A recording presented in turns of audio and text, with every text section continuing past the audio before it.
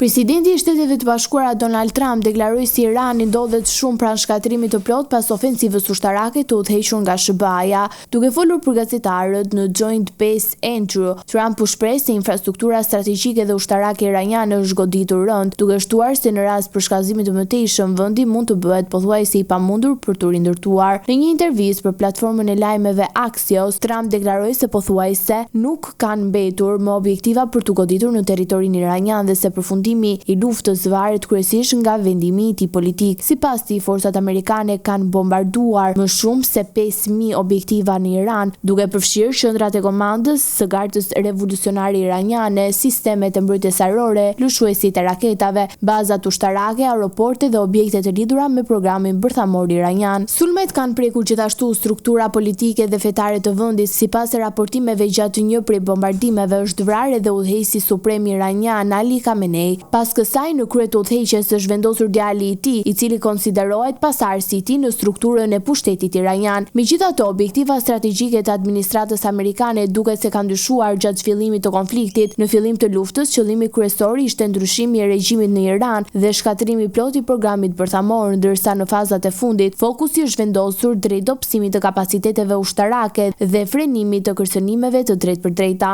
Ndërkohë, nga ana e Izraelit, sinjale të ndryshme. Ministri izraelit i mbrojtjes Israel Katz deklaroi se operacioni ushtarak nuk ka një afat të përcaktuar dhe do të vazhdojë për aq kohë sa të jetë nevojshme për të arritur të gjitha objektiva strategjike. Sipas tij, betejë do të përfundojë kur kërcënimi iranian të neutralizohet plotësisht. Këto qëndrime tregojnë një diferencë të qartë në qasjen e aleatëve ndaj konfliktit, ndërsa zhvillimet e ardhshme pritet të ndikojnë jo vetëm në situatën e lindjen e mesme, por edhe në stabilitetin politik ekonomik global.